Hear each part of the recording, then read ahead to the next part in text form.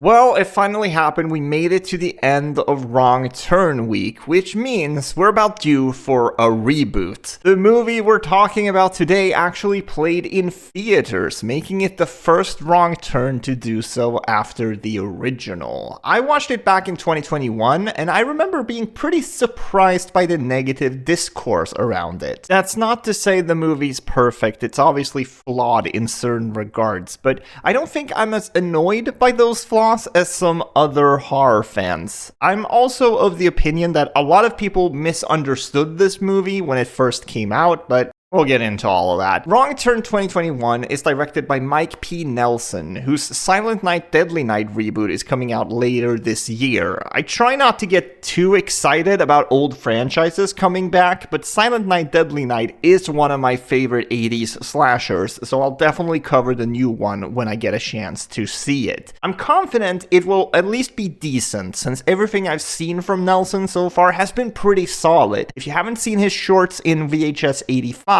No Wake and Ambrosia, go do yourself a favor and watch those. They're completely bonkers, as you would expect from the VHS franchise. Alan B. McElroy, who wrote the original Wrong Turn and Halloween 4, holy shit, came back to write this reboot. Some producers also came back along with him, which I'm sure helped the franchise push its way back into theaters. It also helps that they spent actual money on this one, getting recognizable actors and actually shooting in Appalachia for the first time in the franchise's history. It makes a huge difference as the locations are authentic and gorgeous to look at. This is by far the most cinematic Wrong Turn thus far. The basic plot setup goes like this. Matthew Modine is out looking for his missing daughter Jennifer in her last known location, a small West Virginian town close to the Appalachian Trail. We then flash back 6 weeks to see her and her friends arrive in town to a less than warm welcome. They begin their hike the next day, not thinking too much about the strange interactions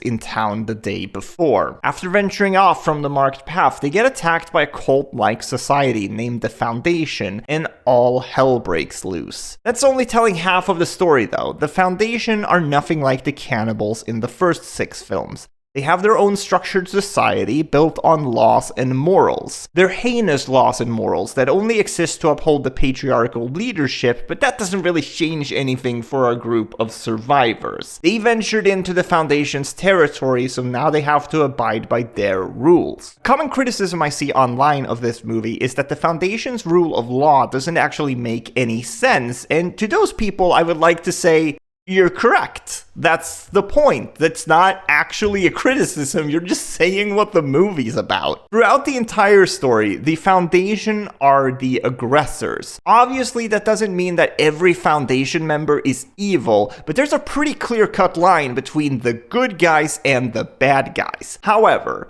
there are some moral gray areas woven into the narrative as the survivors are processing their trauma in real time. When one of them kills a Foundation member in self-defense, the rest of the group questions it because they don't know what the fuck's going on. While I do agree that the line, "Did you just kill that guy for no reason?" is incredibly on the nose, that's not literally the filmmaker saying, wow, this guy's such a bad person because he just killed someone for no reason, you guys. Maybe the Foundation isn't all that bad. The Foundation might not be cannibals, but they are still killing people in gruesome ways. Their court of law has 2 sentences, death and poking people's eyes out. Their leader is an egotistical maniac who clearly loves his power position. The body count for this reboot is the highest of the entire franchise, and most of those kills are by the hands of the Foundation. I actually think one of the most striking things about this movie is how unrelentingly violent it is. Unlike the last 4 movies in this franchise, the graphic violence actually serves a purpose here. In the first half, it helps us connect with the survivors, and at the end, it's cathartic. This is pretty standard slasher movie stuff, but I think it's done particularly well here. I really enjoy Jennifer stabbing the shit out of this Foundation member during her escape attempt.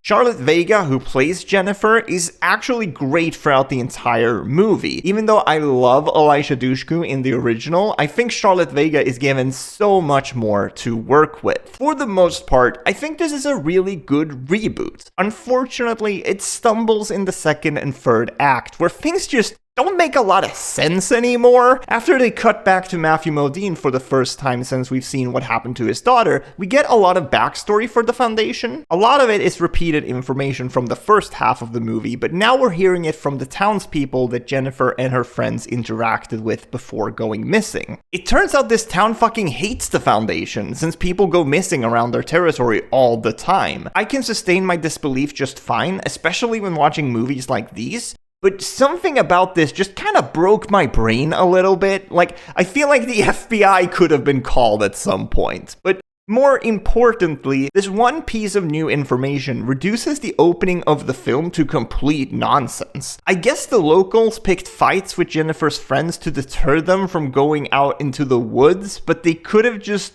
warned them? The innkeeper actually tries to do this, but only in a cryptic horror movie way that doesn't reveal anything about the plot. It all just feels very forced in hindsight. Then there's the ending, which I actually like a lot, but it does include a really strange fake out that is completely unnecessary. In the grand scheme of things, it doesn't matter that much to me because I like where it goes after the fake out, but it's still strange. It's like the movie keeps getting in its own way. It borders on the line of greatness, but it's a little too self-destructive to get there. I'm gonna take some time before I rank this franchise just to think it over, but I'm pretty sure this is my favorite. There's something like very impactful about the violence in this movie, especially in the first half of it. There were definitely plot beats that had me scratching my head a little bit, but overall, I had a lot of fun with this one. And that's it. That's the end of Wrong Turn Week. Thank you for sticking with me. Leave a like, subscribe, and comment, do all that stuff. It really helps out. We'll talk about more movies soon, for sure. That's, I can guarantee that. Yeah. Bye.